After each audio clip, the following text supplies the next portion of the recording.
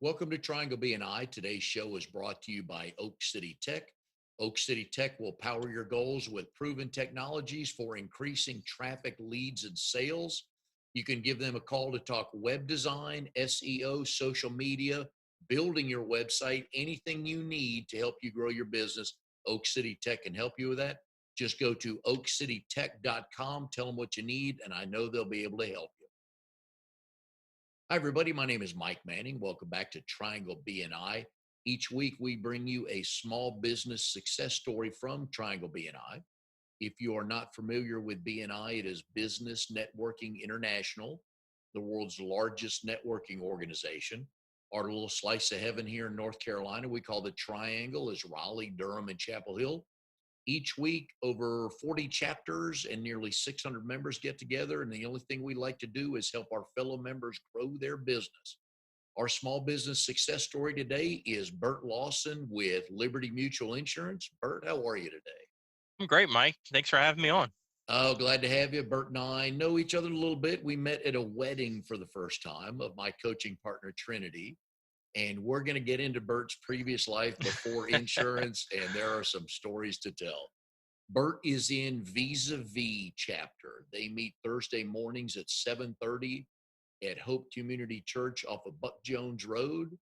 But of course, right now everybody's meeting virtually. So, Bert, how are you doing with virtual meetings every Thursday morning? You know what? At first, you think about, how is this going to impact you when it comes to not, seeing people face to face, but it has actually been a great success.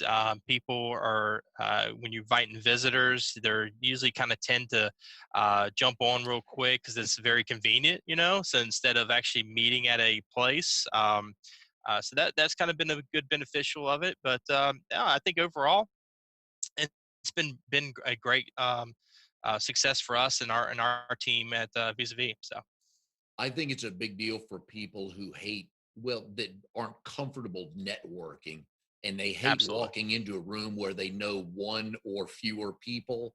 And this takes a lot of pressure off of them because all you have to do is log in. You're absolutely correct, and I agree 100%. A lot of times people don't, have that little, not scared, but just a little timid when it comes to meeting people face to face, and it just kind of opens it out a whole new avenue for people to be more comfortable with. I agree 100%.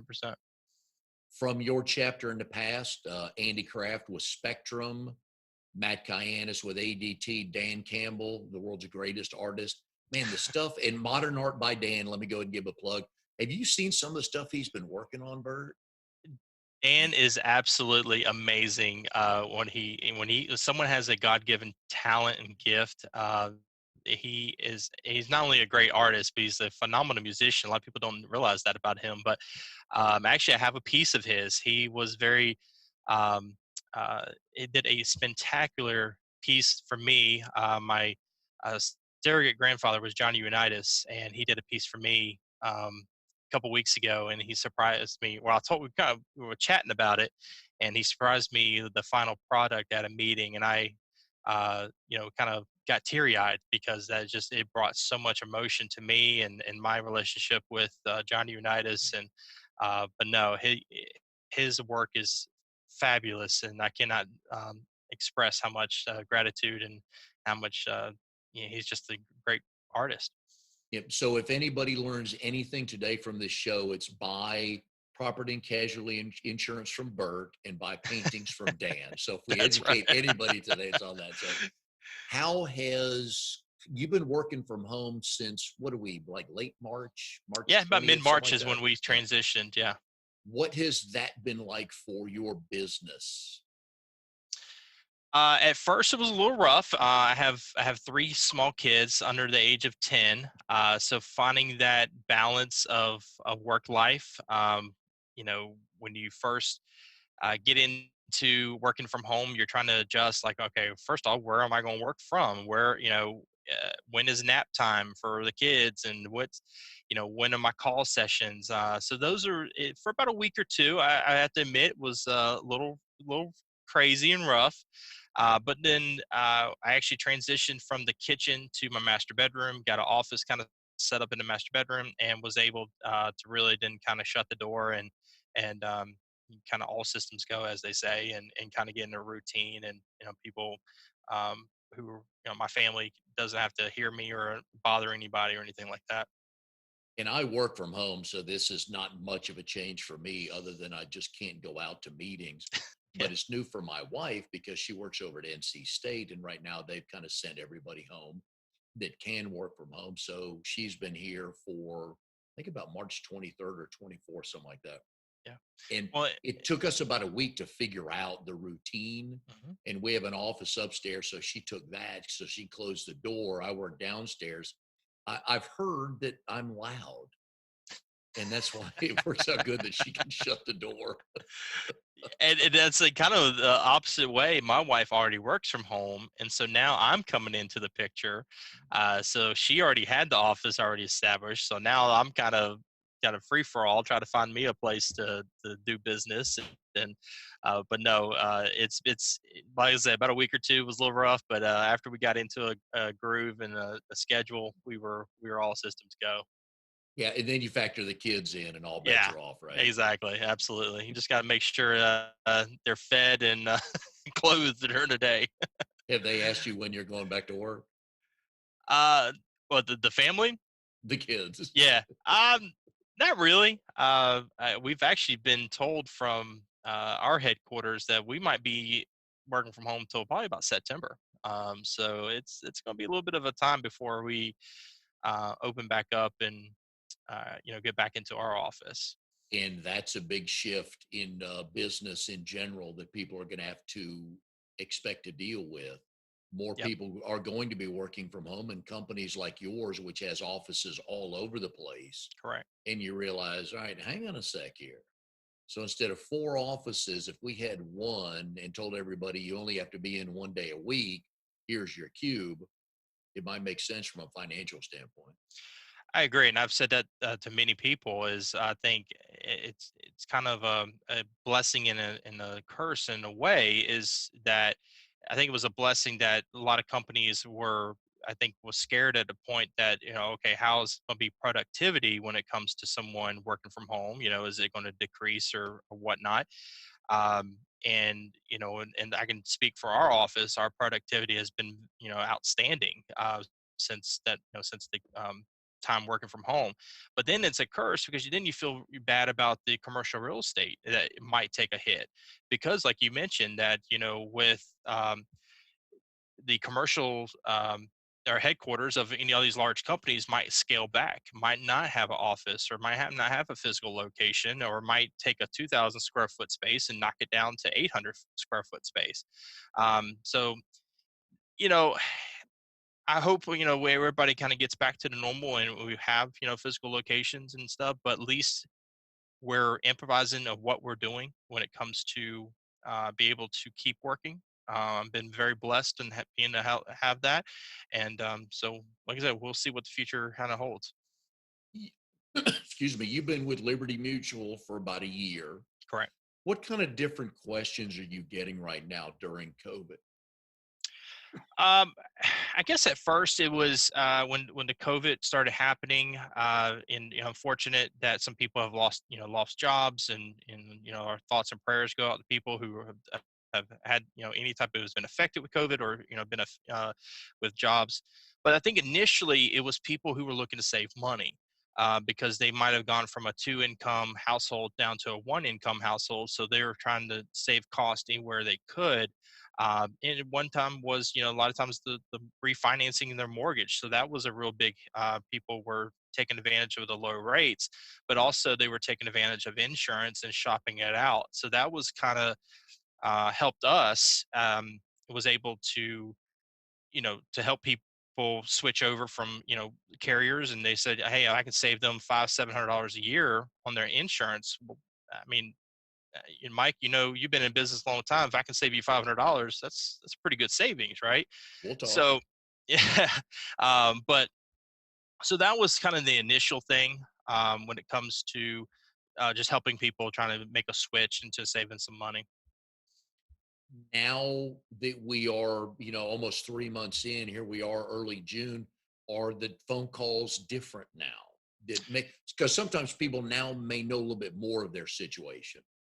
Correct, absolutely, and that's a great question. I'd say I kind of gone back to the normal aspect of that people are, trying to save money. I mean, that's just going to be year round, but it was really a height back in April, early April and in May. People were looking to try to save money. A lot of the COVID stuff in the news was, it's kind of gone down. You still have it, don't get me wrong, but it was not like it was about a month ago. So the COVID conversations have changed a little bit. It's now the conversations with the protests and the rioters. If people calling to say, okay, does my policy cover this? Does my policy cover vandalism? Does it cover, those type of things? Um, so that is kind of a little bit of a switch here in the last week or two. But overall, I think a lot of people are just looking to shop around and, you know, kind of get back to normalcy. And we were talking before we came on the air about the riders and everything for their car or their house when it comes to um, if there are protests and then people start throwing things and you just happen to live near one. Correct. What are those riders like and what should people be thinking about? Great question. So first off, you want to look at your policy or speak to your local agent and see what is covered. A lot of times with the insurance terminology, it might be a little confusing, or they might just ask agent, right? Am I covered? A simple phone call will determine a lot. But with I can speak for Liberty and how we do it. You're going to be covered with the homeowners policies that we write when it comes to any type of vandalism, like I said, a rock being thrown through the house or anything like that. It's going to be covered. Um, when it comes to auto insurance, it's a little different on auto insurance. If you're liability only, so that's usually like when you get into an accident, you're going to pay for the damages if it's at your fault. Where the riotous and the vandalism and all that type stuff will come in if you have comprehensive. That is the key thing: is do you have a deductible when it comes to comprehensive? A lot of times people say full coverage, and full coverage means comprehensive and collision.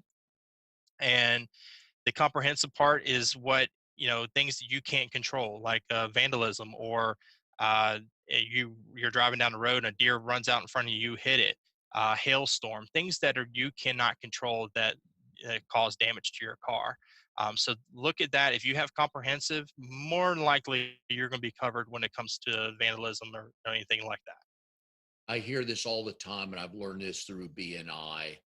I love the shop local mentality. You work for a big brand, but people are still calling Bert because they Correct. have your cell phone number. Correct. I I hear enough stories where people say, "Oh, I changed my insurance because my guy has never called me in 2 years." That's bad business, isn't it, Bert? Absolutely. And you're exactly right. I'm not a 1-800 number. I mean, yes, I have Liberty Mutual, and everybody sees the commercials and the Liberty, but like I said, when people come with me, they have my cell phone, and I tell you a story. I wrote a guy last night at 11:10 last night. He was hours the way he works. He's not available at us, during the day, and this is the only time that he was available to be reached out. And I was, hey, I'm awake and that type of thing. We got the business done at 11 o'clock last night on a Sunday night. But he's a happy camper, and he bought a vehicle yesterday, or excuse me, Saturday, and yeah, had to get it done. And that's just the kind of the advantage of having a local agent versus calling a 1-800 number, and you don't know who you're going to talk to, and you have to repeat everything, or um, at least with my clients, I at least know what their situation is or whatever the case may be. And I'm always shopping rates, so I not only have Liberty, but I have other carriers I can shop out to as well to save money. Yeah, I always like the fact that trying to explain to people you can call the 1-800 number, but you may get somebody in Topeka, Kansas today. Exactly. And then a month and a half later, they could be in London, they could be anywhere Absolutely. versus just calling Bert on the cell phone number he gave you. Absolutely. And texting, I think a lot with today's world, and millennials or whoever you want to call it, it's just people are more likely to text someone than pick up the phone and call them. So a lot of my business is through someone shoot me a text, and then I might have to give them a call to kind of verify things. But other than that, that's how the world is kind of going with today. I did learn something about a month ago. I don't think it was from you. I think it was from another BNI meeting I was attending, that when you see a deer, hit it head on. Now, take it home for dinner if you can, but that wasn't really the point. The point was, don't swerve if you see a deer, just go ahead and hit it. That makes no sense, Bert, until it was explained to me. Absolutely. That is absolutely correct. That's where the comprehensive comes in, that mentioned a little bit earlier. Yes, you want to hit that deer as much as it would be fear and scared of all things, and damage your car. Yes, you want to hit the deer. That you want a comprehensive claim versus having to pay into a collision claim, and getting your car fixed that way. So it's a lot less headache for you. And the logic is, if I swerve to miss the deer and run off the road and hit a guardrail or go into a ditch, that's no longer comprehensive, is it? No, that's collision. That's going to come into your collision. So because you're going to have to get your car fixed, and you're going to have to come into that. So yeah, hit the deer. Sorry, Uh, Bambi, but hit the yeah. deer. In the two times that I've come in contact with a deer, neither time did I see them coming. So they whacked the side of my They car. come out of nowhere. They just, especially when it kind of gets cooler in the fall, and yeah, they come out of nowhere. Yeah, I was on 540, and I'm not a directional guy. I'm a right left guy. So this east west stuff just, I was You coming and me off. both. Yeah, I was headed west on 40 to 540, made the right, headed towards Briar Creek. And from the other side, like 6 lanes over, here comes a deer out of the woods there, crosses 6 lanes, just like 11:30 at night, hops the guardrail, and then runs right into my car. I'm like, dummy, Yeah, why did you go run that far? Oh, man. That got yeah. my attention though, because I know, man, it moved my car about a third of the lane over. I mean, that's how hard he hit Yeah. me. I've been very fortunate, knock on wood, that I've not experienced that. I've had one run across in front of me, but luckily I did not hit it. So, but no, it's yes, you want it, ultimately. I hate to say it, if there any type of animal runs out, try to not swerve. I know our instincts are to trying to swerve left or right, but yes, hit it, and you'll thank me later. So. Without asking names, have you gotten some head scratching uh, calls before about issues people have had asking if they're covered? You know, that is a great question. I don't know anything off the top of my head that is really kind of popping out. Um, I think a lot of times when it comes to people calling, it's just they just don't know, right? They don't know what comprehensive is. They don't We know don't. what collision is. They don't know what liability is, and what how this stuff is. Because you start throwing, 100, 300, 100. What does that mean, right? And so that's where the education part, and that's what I love about this job, is to be able to educate people. And if you look at any type of reviews that I have online, it's all about education. People are, they mention that all the time, is Bert help me explain what kind of insurance I have, and I'm not just throwing something on the wall and just giving you a price. If I can get you better coverage, and then get you, the exact same price but better coverage, why not? Why not switched over? Or so that's the main thing I see. Is not really the crazy stories. It's more that just people just don't know what they have. And most of the stories I hear about homeowners insurance is we are generally underinsured. Correct, and that's a great point. That's the some people have insurance policies for multiple years, and they just don't even, they just get those policies and they renew.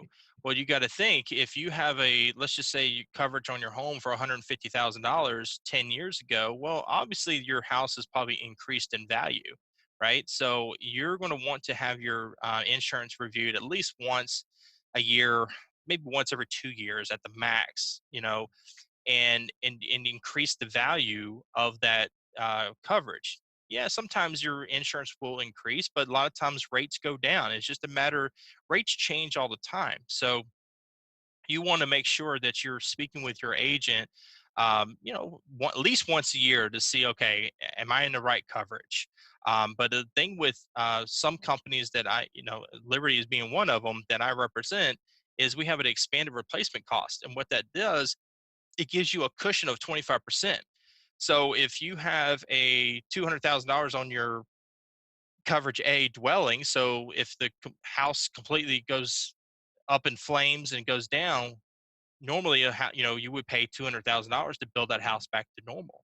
But we have a cushion called expanded replacement cost that it gives you 25% in case of cost of materials go up, or labor costs go up, or the market value just skyrockets. Whatever the case may be, there's that cushion.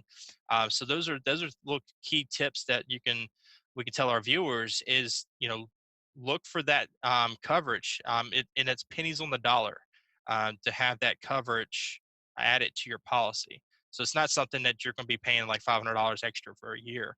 I mean, we're talking probably less than $50 for the year. So those are things that you want to look into to, check it out. And if anybody wants to, contact me and just review your policy to see what they have, I'd be more than happy to take a look and see what they do or don't. And the other thing I've learned with people is not insuring their jewelry. Oh, absolutely. You know, back, long time ago, people would put their jewelry, like their engagement rings or expensive diamond rings or Rolex watch, whatever the case may be, on their home policy. But now we have fantastic companies that specialize in jewelry insurance. So when you have a expensive diamond ring or whatever the case may be, we're going to put that on a separate policy, because if anything happens to that ring, as in you lose it on a cruise ship, or it falls down in the ocean, or comes off your hand and goes into the ocean, or someone steals it. Now, if you had the old policy, you would have it on your homeowners. Now you have to file a claim, and if you file a claim on your homeowners, that's going to be with you for 5 years. So now your rates, when you have a home insurance claim, more than likely are going to probably increase, right? Because you have a claim. Keeping it separate away from your home and on a jewelry's policy, it's not going to follow your home. So it's like I said, it's pennies on the dollar when it comes to yearly coverage, and it has its own deductible. I have Jewelry's Mutual is one of my carriers, and they can have from $0 deductible up to like $1,000 deductible. So it is very beneficial to take a look at that, and get your jewelry off of your home policy and put it into a separate policy. And you will thank me later for it. I promise you. If I keep a ring or something like that in a safe deposit box at a bank and something happens to the bank, is that covered by me or by them? That's well, it's going to be, we have to look at what kind of the agreement with the bank, what it's going to say. But if the bank does not cover it, then the policy would cover it with the Jewelry's Mutual. So that's kind of where you know fine line. You have to look at what the contract says in the bank. If they're not if they're responsible, more than likely they probably are not going to be responsible for it. Um, then that's, I would have the protection anyway, in case something happens. That would make sense. At the very least, they should call you to say, all right, Absolutely. here's where I'm going to move this. What's the best way to go about it? Correct. Correct. Right. All right. So let's talk family a little bit here. So your wife, Nicole, I always ask people on the show, how did you meet? And you both tell the story the same way. We do. We actually do tell the story the very same way. We actually met online. This was in 2000, late 2004 into 2005. There was a website, and I'm probably embarrassed to say it, and I don't know if it's even around yet or still around. It's called hotornot.com. Oh, So that's too good. this is yeah, you can't write this stuff up. You can't make it up here. Uh, this is before match.com and plenty of fish, whatever all the other ones are. And this was a website before social media, that you would have your picture on a website, kind of very similar to Facebook. You have like a profile picture, and you kind of like swipe through it, almost kind of before Tinder, I guess. And you would rate the people if you thought they were hot or not. And it was a 1 through 10 rating. And so if you had, I think, above a 7, if you rated that person, the next screen would come up would say, "Would you like to meet them?" And then I think you had like a $5 a month subscription. I can't remember, but you would get their contact information, and then you can. So that was pretty much the pretender, I guess. What do you want to call it? I don't know, but uh, anyway, and the funny here about the funny thing is, I actually went on a date with my wife's roommate before I met my wife, and the roommate and I just did not hit it off one bit.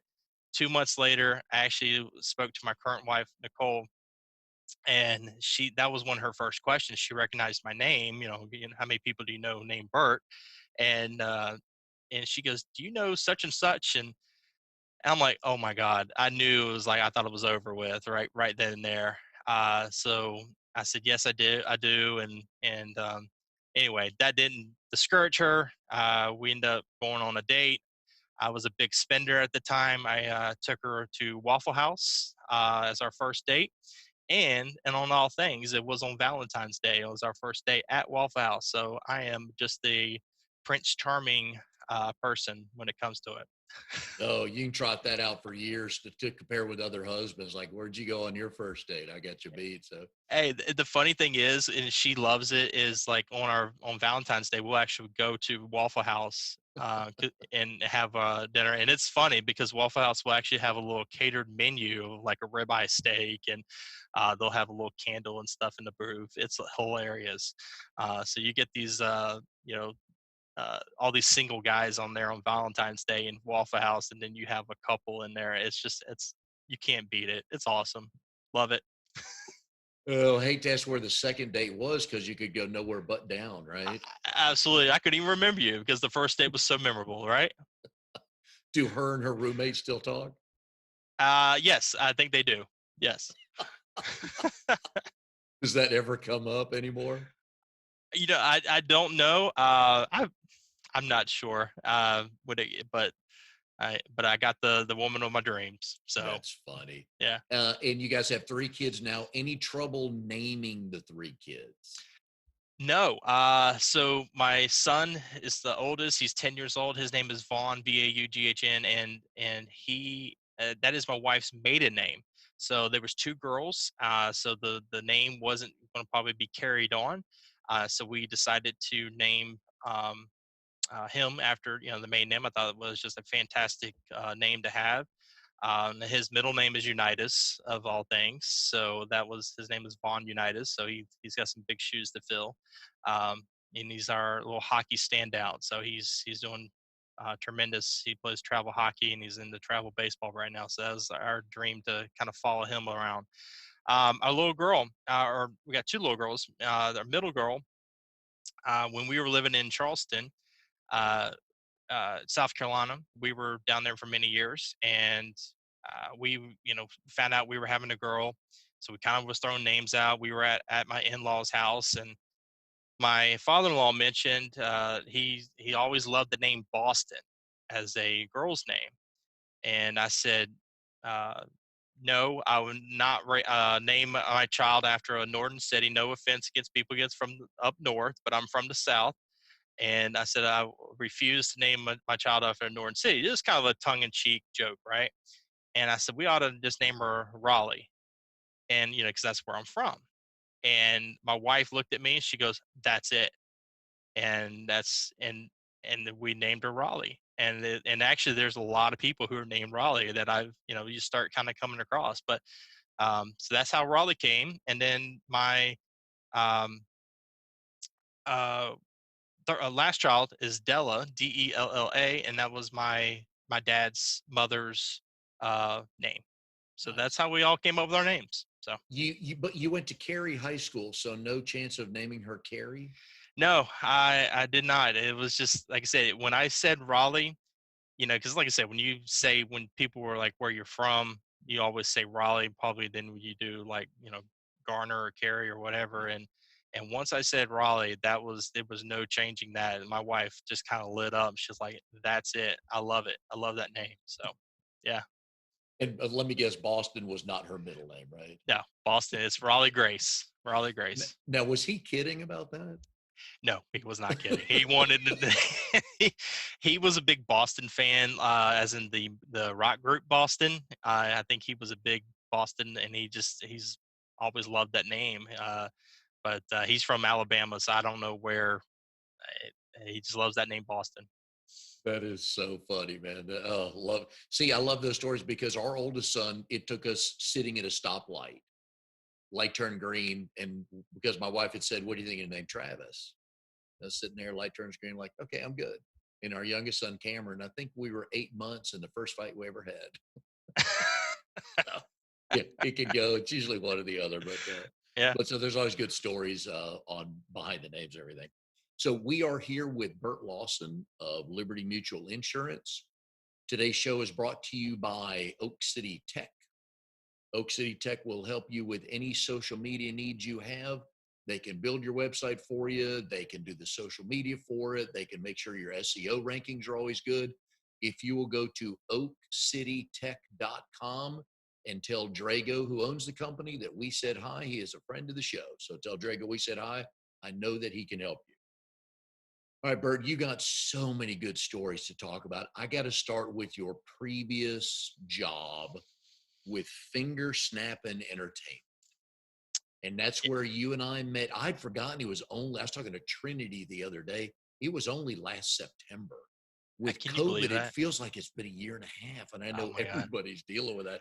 But Absolutely. but we met at it was in Corolla Yep. That's and great. Right on Allen on the Banks. beach. Yeah, Mhm. my coaching partner Trinity rented a house that slept, I think it slept 64 people. Oh, I think it was more than that. It I do was, too, yeah. yeah. Oh, It was absolutely. great. Yeah, it was great though. It was the best time. And you owned Finger Snapping for 13 years. It was a DJ service. You did photography, you did a photo booth, and then you bought the trolley. Correct. All right, so let's go back to what made you start the company. So I always had a passion with music, growing up. Um, my One of my sisters is actually a DJ as well, and she's been DJing for many years, and she's 11 years older than I am, and she was into the business, back into the 90s, and so we were always kind of like playing that game, like when a new hit comes out on the radio, hey, have you heard this yet? That type of stuff, and kind of fell into DJing. Like she never like I knew she was a DJ, and we kind of fell in love with the music, but kind of was because of her. Um, but actually getting into the DJ as a job, I kind of fell into it. There was a guy who I know, mutual friend, who was a DJ, and we were all kind of in the same group and talking, and he asked me like, hey, what are you doing this weekend? And I said, nothing. He said, well, I'm DJing a prom. Can you help me out kind of carrying the subs and kind of be a grunt man, what way you want to call it. And I said, yeah, I'll help you out. And long story short, he's like, hey, bring some music with you if you got any. And I was a freshman at the Citadel at the time, and so we were doing a senior prom. So these people were only a year apart from me. So I kind of up to the date with the current hits, and he was DJing and wasn't really kind of clicking with the crowd. And I looked at him, and this is probably 2 hours into the event. I looked at him. I said, hey, do you mind if I step in?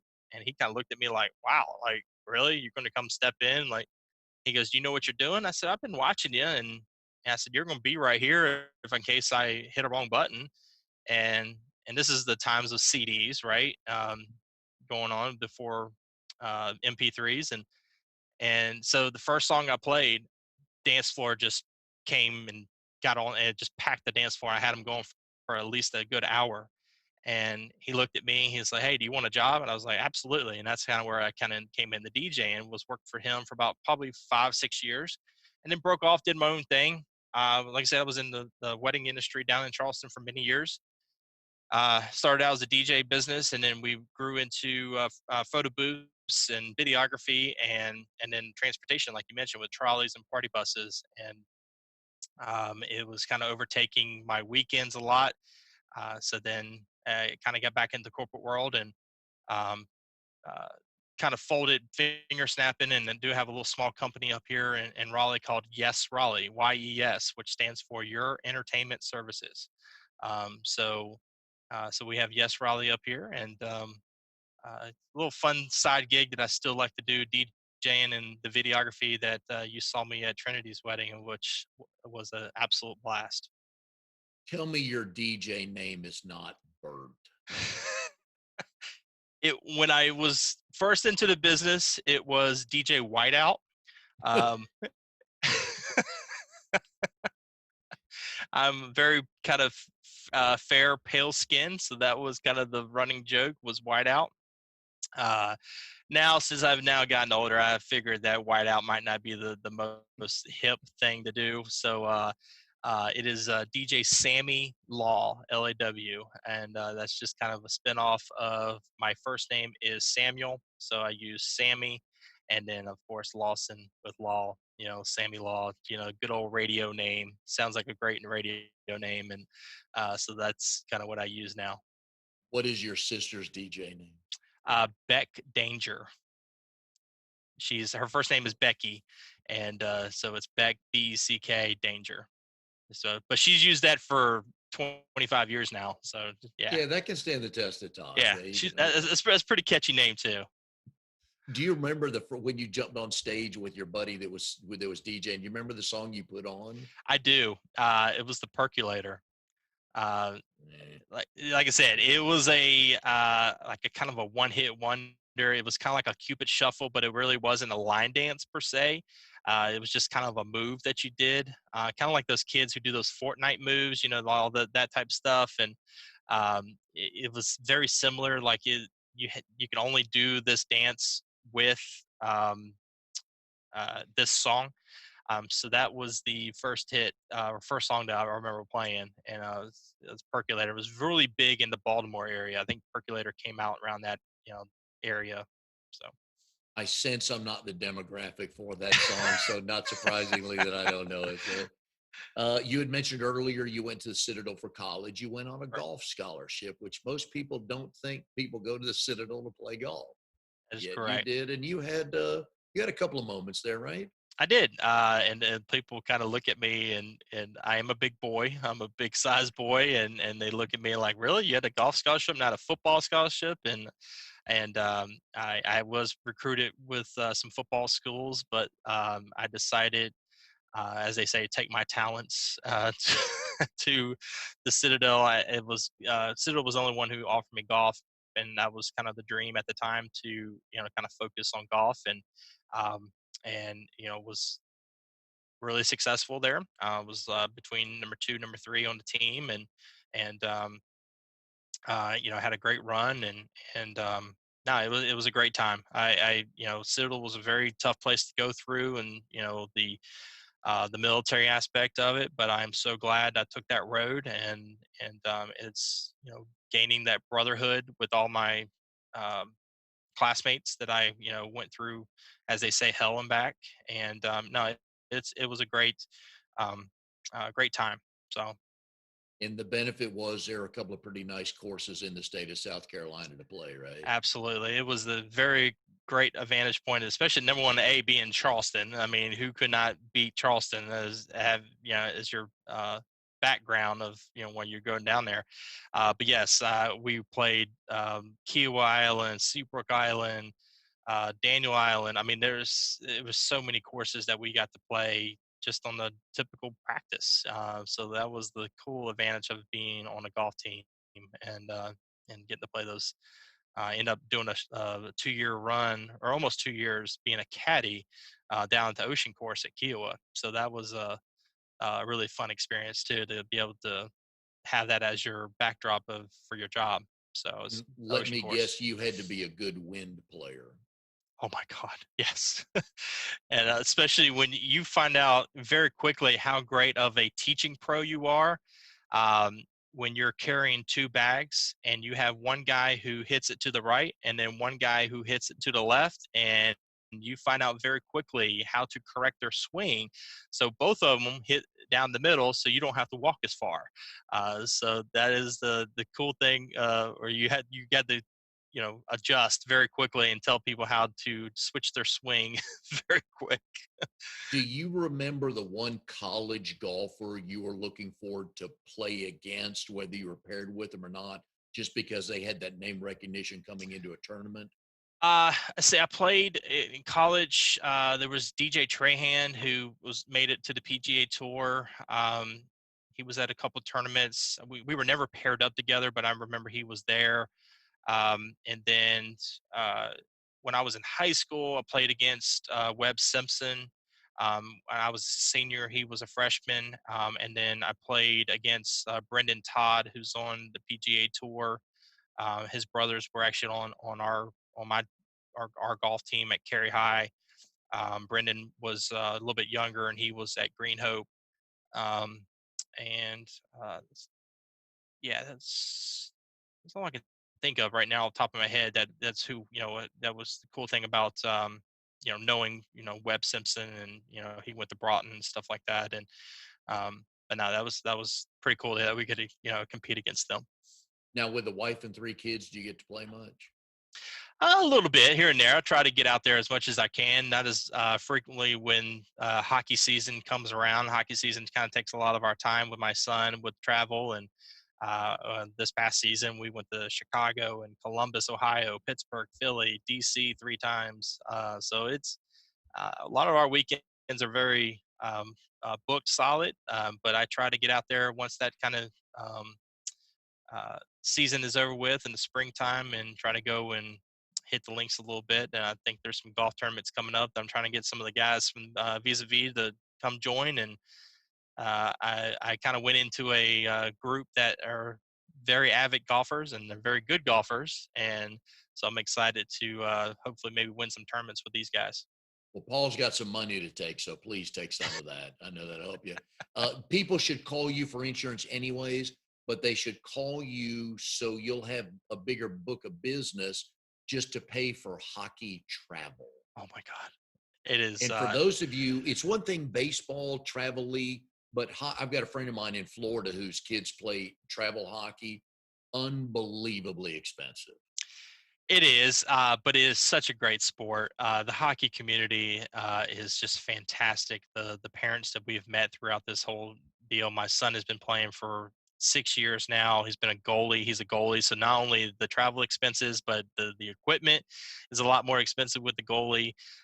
But he's one of the top goalies in the area, and I'm a proud dad, and I'm not going to take that away from him if he is achieved that success, kind of like with my dad with golf and everything. You want to keep striving and keep, helping him along and getting him in front of people. And, yes, it is very expensive. Travel baseball, the most you probably would travel maybe an hour or two away from home. Like you just heard me say a few minutes ago that, we went to 5 major cities, up in the Northeast and Midwest, and with Chicago we had to fly, but the other cities we drove. And but hey, I won't change it for a thing. It is just such a great sport, and the great community that we have with the little local junior canes program that we have here. Yeah, tell the girls they get soccer. Yeah. No more hockey players in the family. Yeah, my middle child Raleigh, she tried hockey this season, and we were talking to her the other day. It was like, hey, you want to do hockey again this season? And she looked at us like, no. And my wife and I kind of like, thank God. So, but she just turned 7, and she's 4'6". She is Oh, a my. giant, and so we're trying to get a basketball or a golf club in her hand right now to try to get her on those two paths of playing something like of that nature. Too funny. We are here with Burt Lawson, Liberty Mutual Insurance. If you want a good local insurance agent where you are not calling the 1-800 number, please give Burt a call because I know you'll be happy with that. Another thing I want to talk to you about is marketing your own company. And you do a Facebook Live every Tuesday at noon right now through Leslie Flowers' Raleigh Business Networking Group. How'd that come about, and what are you learning from it? Oh, I've been learning so much about it.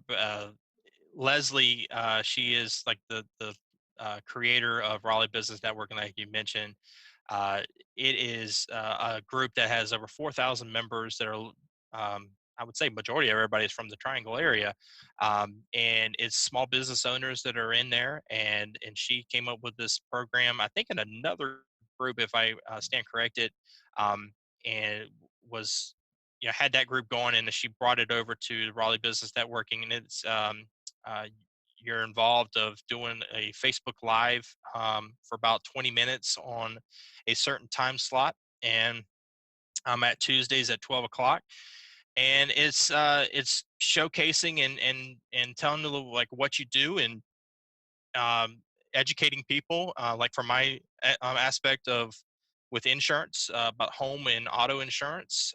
We have a specialist who does life. We have another person who does commercial insurance, and it's just like I said, it's just kind of learning a little bit of what people can attest for home and auto. But for me, as in I'm trying to get my name out there, right? Like you mentioned before, I've been in the business for about a year when it comes to insurance. So you're trying to get your name out there and let people know what you do. But it was actually the very first time that I've done a Facebook Live thing. So that was kind of interesting at first. But now you get comfortable. And like I said, you try to take steps forward, and kind of get out of your comfort zone. And especially with today's social media boom right now, you have to try to connect with people somehow, some way. And so, no, it's been a great success and be able to help people out that way. Trinity and I talk with our clients about sales and marketing mainly, and there's 100 ways to do that. What I've learned with the internet is most of it is free and most of it's easy to do.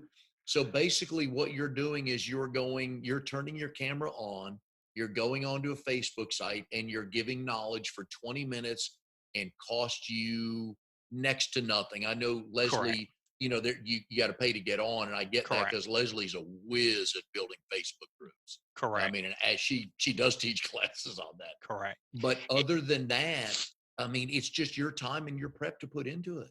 Absolutely, and like I said, Leslie's done a fantastic job, and it's very inexpensive the way you look at it. For a 12-week program, I mean, it is. I like to say pennies on a dollar, of what the exposure is in front of 4,000 people. So, if someone says that, hey, I paid this little bit amount of money for this amount of exposure, it's a no brainer, and that's the reason why I definitely have taken advantage of that. Um, and like I said, she's done a great success of promoting that for us too. And you and I both know people. And for anybody listening, just turn your own camera on for 3 minutes every other day and Absolutely. talk about your business, whatever you want to talk about. Got a friend of mine, Crystal Canada, with the Right Hand Admin. She was on a couple weeks ago. She has a live Facebook group, and her club is called Reach for More. It's just about personal and professional growth. It can be whatever you want to talk about because it's your site, and chances are somebody's going to want to know about that. Absolutely. And way to today's world is, video catches people's eyes, right? And like I said, I can put a post of just putting some content out there, some letters, and just write a little paragraph. But if I put a picture or a video, people tend to stop and, oh, what is he talking about? So you're exactly right. If you can put some things that catch people's eyes. I've always been a kind of a funny guy, so I'll always try to do stuff a little bit funny. Some of my memes, you probably have seen that as well, Mike, with my Facebook page, but of people quote unquote saving money. So no, it's trying to marketing is always around us. If you look in commercials or you look in, uh, you know, just going to the store, I mean, people are trying to grab your attention. And how are they grabbing your attention? And that I was a marketing background with at the Citadel, and so that was always been my forte, as they say. And so I tried to catch people's attention somehow by either a picture, or video, or whatever the case may be. But no, marketing is very key. It does not have to be a Hollywood production. If you No. look at the screen right now, folks, Bert's in his bedroom and I'm in my den and nobody cares. Exactly. because we have so much knowledge we're dropping on everybody, Bert. They don't even know the backgrounds are there, That's but right. that's how simple it can Hey, I be. could save you $700 for my bedroom. How about that, right? That's another podcast, how you're saving people $700 That's from your right. bedroom. But I'd like to follow that one out, see where it goes. Yeah. Let's talk about some commercials for Liberty Mutual. You've got Doug and the Emu. What do people say when they meet you and find out you work for Liberty Mutual? Yeah, that Liberty Bibberty, I think what that guy who was the up and coming actor when he was Yeah. trying to get his The out, lines. oh, that was so funny. The Yeah, outtakes that he was did. pretty good. So Liberty Bibberty is so people will kind of attend to that, and of course the emu. I think that's a great little mascot. Everyone want to call it that, because you had the gecko with Geico, and but no, it's been great. And people, when you ask, when I get on with someone who's never I've never had a relationship with, or the initial call, I ask them, "How'd you hear about us?" Right, and most of the time people say from your commercials. So it's been great to have that backing of Liberty Mutual, and that marketing backing for us local agents. And a little kind of tip here, or food for thought, they actually use a live emu. That's a real emu that they use. That most of the shots, I think there's a few shots that they do use a kind of a fake emu or whatever, but what I've been told from headquarters, that most of those shots are done with a live emu. So pretty crazy. I am sure they got letters and emails the first time an emu showed up in a commercial. I bet some of the folks went nuts. Yeah, absolutely. Now, you had mentioned earlier in the show that Johnny Unitas is basically your grandfather, He's a surrogate grandfather. Absolutely. surrogate Only grandfather. grandfather I ever knew. Yep. So Absolutely. give us a quick version on how that came about. For those of you who don't know, if you're under the age of what, 50, 50. Yeah, I'd say maybe, 50. Yeah, Johnny Unitas, 45. Hall of Fame quarterback with the Baltimore Colts, number 19. When most people of our father's generation, Bert, me and you, even with your dad, they'll tell you that Unitas was the man. And this was Correct. before television. They threw the ball 12 times a game, maybe. They ran the ball that much. But Correct. so tell us how that came about. Yes, and thank you for bringing that up. Yeah, a lot of times with today, Tom Brady, that's probably the guy, or Peyton Manning. I know he's retired now, but Tom Brady is probably the all-time greatest quarterback. But before Tom Brady, and before Joe Montana, and before Brett Favre, and all that, there was a guy named Johnny Unitas, and he broke a lot of the records. He started in 1956. He was drafted in 55, got cut by the Pittsburgh Steelers, and he was playing sandlot ball for $7 a game. Um, the Baltimore Colts at the time were looking for a backup quarterback. I kind of heard about Johnny Unitas, and they made a phone call. He had Johnny Unitas had to borrow money from his uncle to get a bus ticket to Baltimore to do a tryout. Memorial Stadium, they had a tire across a rope with a tire, and he had to fire passes through the tire, and that was his test. And he made the team, and he I think it was, I want to say, halfway through the 56th season is when George Shaw broke his ankle, and my grandfather went into the game, and then the rest is history.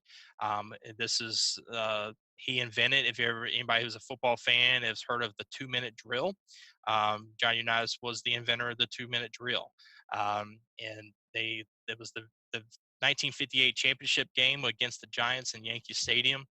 It was the first overtime championship game ever, and Alan Amici ran it through and scored, and it was like a national televised, one of the first national televised championships on TV. So there was a lot of things. And your He dad met him through business, right? Correct. My dad was he was a manufacturer's rep. He would try to get company A and company B together, and this is before the internet. He didn't know who was working where. He was just trying to find out who's the vice president of sales or president of sales, whatever the case may be. And he's calling all these companies. They found out that this company that Johnny Unitas was working for made this particular product, and he had a company that needed that product to like put together. And he, like I said, this is before the internet where you can search people and their profiles and who works for who. And so my dad calls his company, asks for the vice president of sales, and lo and behold, Johnny Unitas answers the phone. It was like my dad actually, lived in Baltimore at the time, or not at the time, but he did back in the '60s when Unitas was in his heyday. And my dad, was just about, floored. He was like, "Oh my God, I'm talking to my childhood hero, right?" And long story short, they just, became a bond. My dad was a single father who raised me, and Unitas was raised by his mother. His dad passed away at age 5.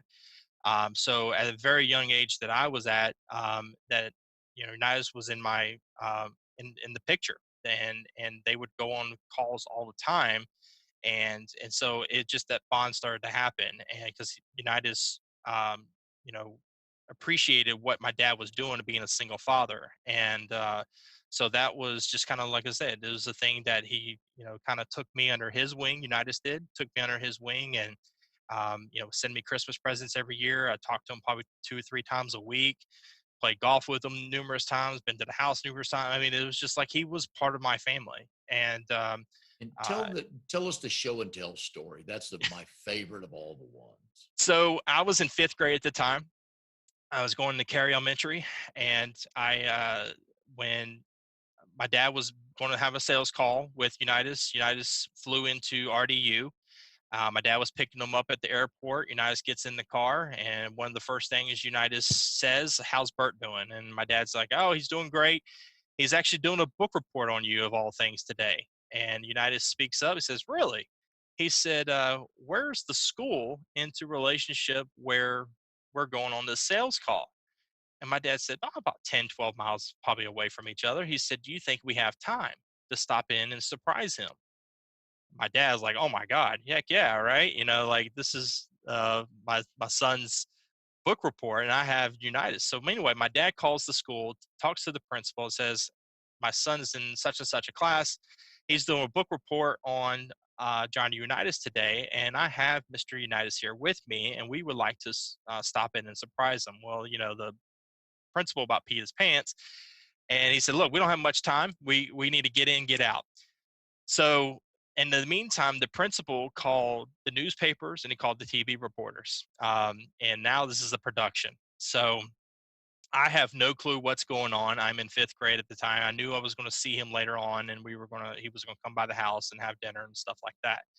And so we, they put my dad and Unitas into the library while they get the book report started. And at the time, here come all the reporters now, right? They rushed over to the school, and I'm up there at the podium doing the little with my little 3x5 cards doing the Johnny Unitas story, and there's a knock on the door and says, "Excuse me." It was the principal. He says, "Excuse me, we have a guest here to see Burt Lawson." And I'm at the podium in front of the class, and here comes Unitas that walks in the classroom, and I look at it and I'm like, "There he is!" And so here comes Unitas, and then here comes TV cameras and reporters. It was probably a little entourage, about 5 or 6 people. It was crazy, and like nobody expected that. I, of course, I was shocked because I didn't expect that as well. And so he stayed there for probably about 45 minutes talking to the kids and telling them to stay in school, all that type of stuff. And so the newspaper article, it was on the Cary News, said book report turns into show and tell. That was the title, and so it was a one of those moments that you cherish to the day I die. And it's one of those things like I'm so blessed to have that relationship I had with him and his family. Still currently have a relationship with the family. We go to every year to the Golden Arm Award foundation. That's given the Golden Arm Award is given to the top senior quarterback, um, you know, for the nation. This past year, Joe Burrow got to go up there, so I took my son up, Vaughn, got to meet Joe Burrow and hang out with him for the day. And so no, it's been a true blessing, and so glad I had that relationship with him. And you got to be part of the book they wrote, Johnny, You and Me Behind the Golden Arm, right? Yes. So when Johnny Unitas Jr., this is after Johnny Unitas had passed away, a lot of authors have written books about Unitas on how great he was on the field and how many records he broke, and the kind of how he was the pioneer with today's football. And uh, Junior wanted to write a book about his dad in the eyes of him, right? Because when he was growing up, having a famous father, he wanted to write a book. And so when he was co-authoring with another author who was kind of doing all the legwork, um, when they were getting together a list of people to interview to be into this book to tell their story, I was the very first person that they interviewed of several people, just because of my relationship I had with Unitas. And so, like you mentioned, the book is called Johnny, You and Me. Came out probably about 10 years ago, I think now, or 8, 9, 10 years ago. And I'm in the book. My son, who, like I mentioned earlier, his middle name is Unitas. He's in the book. My dad's in the book. It tells our story. It tells us, the story that I just talked to you about the fifth grade. And it's just a great.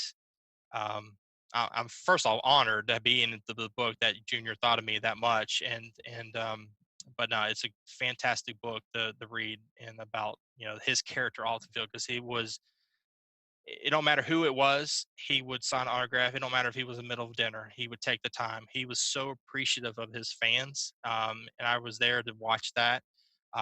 People, he was so humble. He would never talk about his career unless someone asked him. If you Mike said, "Hey, I remember when I was a kid watching you on TV against the Green Bay Packers or Chicago Bears," and he would talk about it. He would talk about, "Oh my God, yeah, I remember that. That was the muddy field or rain or whatever the case may be." He was so humble and so appreciative of his fans. And nowhere else today, folks, can you watch a show where they would have the grandson of the great John Unitas on? So that's what we try to bring here. But these are the cool stories. Everybody's got one. Some some are a little more national than others. But I love learning that about you when we did a one-to-one a couple weeks ago, Bert. So we're just about to wrap up here.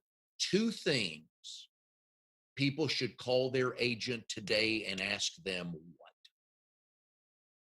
Oh, uh, well, I mean, go back to those current events right now. I guess that the main thing with do you have comprehensive collision, especially with comprehensive, if you have jewelry to mention for your homeowner's policy, find out if if you have jewelry. I would highly recommend taking it off of your homeowner's policy and then get into a company like Jewelers Mutual, which is one of my carriers that handles just jewelry and specialty items. Even if you have a signed football, like I do, I have a signed football that is signed by Johnny Unitas.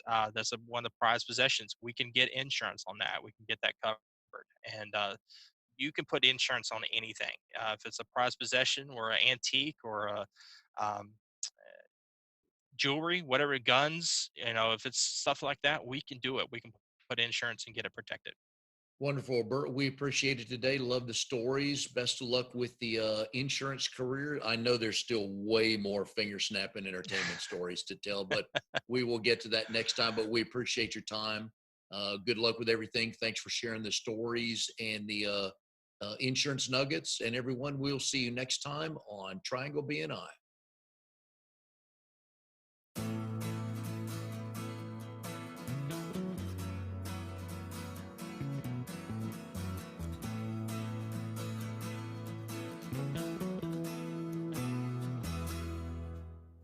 You are tuned to the Nissan Communications Network.